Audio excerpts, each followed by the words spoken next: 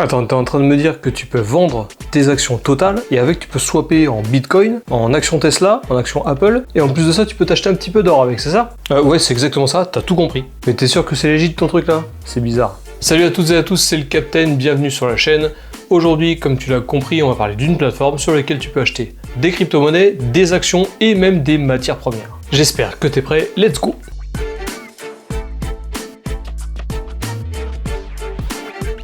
Cette vidéo s'adresse principalement aux débutants, même si tu es investisseur confirmé, c'est quand même une très bonne plateforme, mais c'est vrai que quand on est débutant, elle est vraiment super simple d'utilisation. Dans cette vidéo, je vais t'expliquer comment tu peux acheter, transformer et vendre des crypto-monnaies facilement. Et reste bien jusqu'à la fin de cette vidéo, puisque je vais aussi te montrer d'autres options que cette plateforme propose. Et tu verras, on peut avoir accès à vraiment pas mal de choses. Avant de commencer, bienvenue sur ma chaîne, moi je suis le Captain, j'anime depuis 2020 la chaîne du Captain Diversification. Dans cette chaîne, je te propose du contenu éducatif, des vidéos sur les crypto-monnaies, mais on parle également de bourse et des fondamentaux de l'investissement. Si ce genre de sujet t'intéresse, n'hésite pas à t'abonner, cliquer sur la cloche et mettre un pouce à la vidéo. Tu peux également rejoindre mon canal Telegram, je te mets le lien dans la description de cette vidéo. Dans ce canal, je partage toutes les informations en avant-première, que ce soit les actus crypto, les informations sur mes investissements, ainsi que les informations sur les airdrops, etc. etc. Et enfin, je remercie également Crypto News, qui est le collaborateur commercial du jour. Crypto News, c'est un site d'information crypto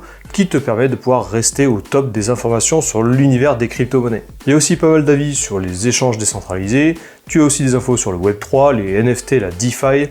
Bref, c'est une bonne méthode pour rester informé sur ce qui se passe dans l'univers de la crypto-monnaie. Je te mets le lien vers le site Crypto News dans la description de cette vidéo. Allez, on est parti. La plateforme que je vais te présenter, il s'agit de Bitpanda. Déjà, il faut savoir que Bitpanda, c'est une des premières plateformes qui s'est mise dans les clous des réglementations françaises. Elle fait partie de la liste blanche PSAN de l'AMF. En gros, ce sont les plateformes qui sont complètement réglementées par l'AMF, l'AMF qui est l'autorité des marchés financiers. C'est le premier argument qui en fait une des meilleures plateformes pour les débutants, car c'est sécurisant quand tu commences tout juste à mettre un pied dans l'univers des crypto-monnaies. Allez, on se rejoint sur le PC et je vais te montrer toutes les fonctionnalités de cette plateforme. Juste avant de s'y retrouver, je te précise que tous les achats et les ventes de crypto-monnaies que je vais faire dans cette vidéo ne sont pas des conseils en investissement. Je ne suis pas conseiller en investissement, je vais juste te montrer comment fonctionne la plateforme. Allez, on se retrouve sur l'ordinateur, donc je vais te montrer comment tu peux faire des dépôts, comment tu peux faire des retraits, comment tu peux transformer des cryptos en actions, en ETF ou en métaux précieux. Bref, tu verras tous les actifs qu'il y a de disponibles en plus sur la plateforme. Première chose qu'il faut que tu fasses, c'est créer un compte en allant sur bitpanda.com. Soit tu tapes bitpanda.com sur ton navigateur et tu crées ton compte,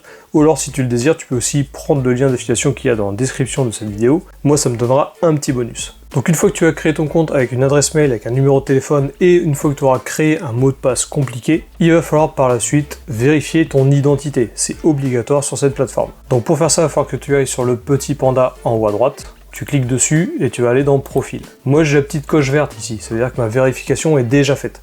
Toi tu ne l'auras pas, donc ici au lieu de vérification terminée, tu auras un bouton qui te permettra de faire ta vérification d'identité. Tu as juste besoin d'une carte d'identité et ça prend moins de 5 minutes. Une fois que c'est créé, tu auras donc un numéro de téléphone, une adresse mail, une adresse postale reliée à ton compte. Il faudra que tu ailles sur mot de passe et sécurité pour sécuriser encore plus ton compte. Le mot de passe compliqué, ça ne suffit pas, il faut aussi activer un 2FA.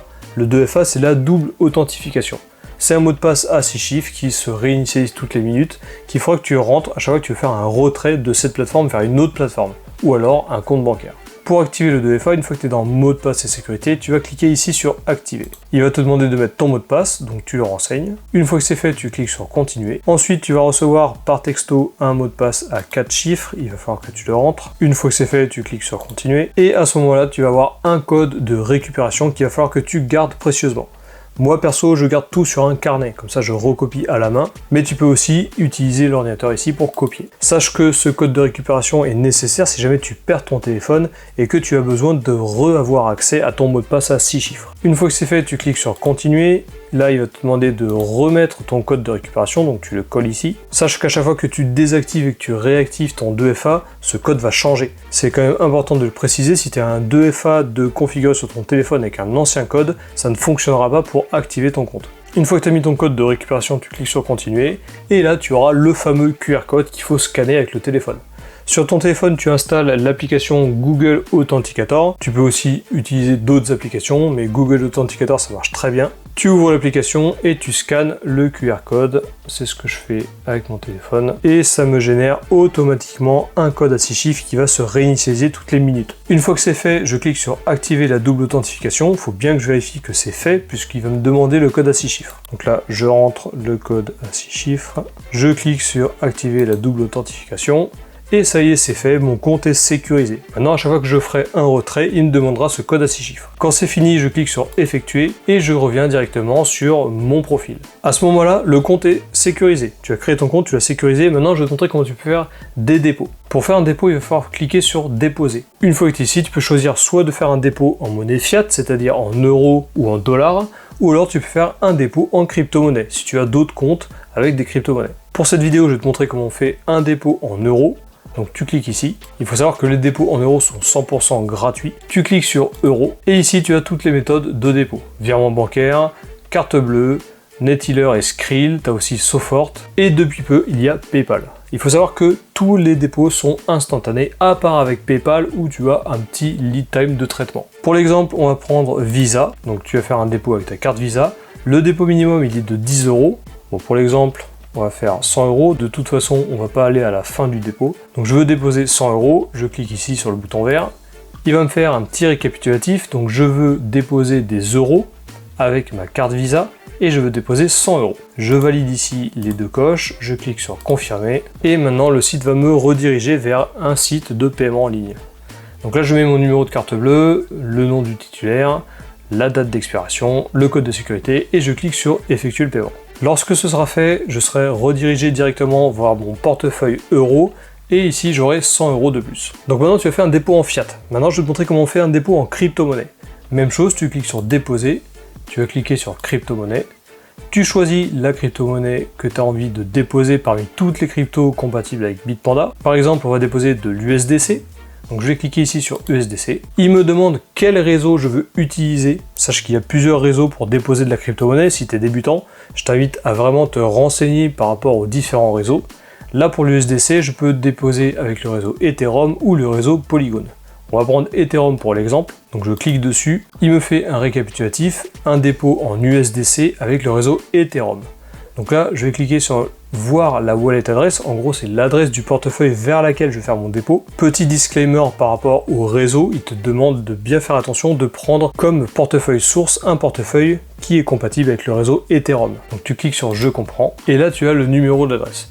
Tu prends ce numéro, tu vas sur ton autre portefeuille et tu fais un transfert d'USDC. Une fois que ce sera fait, tu attendras le transfert crypto et il sera crédité sur ton portfolio. Maintenant que tu sais faire des dépôts en euros ou des dépôts en crypto, je vais te montrer comment tu peux acheter des crypto-monnaies avec soit tes euros ou soit tes autres cryptos. Dans ce cas-là, on va cliquer sur trader. Et maintenant, tout va se passer dans l'onglet trader. Ici, tu as l'achat, la vente et le swap. C'est les trois icônes dont on va parler dans ce tutoriel. Pour acheter, tu vas cliquer bien entendu sur acheter. Si on veut acheter de la crypto-monnaie, on va cliquer ici sur crypto.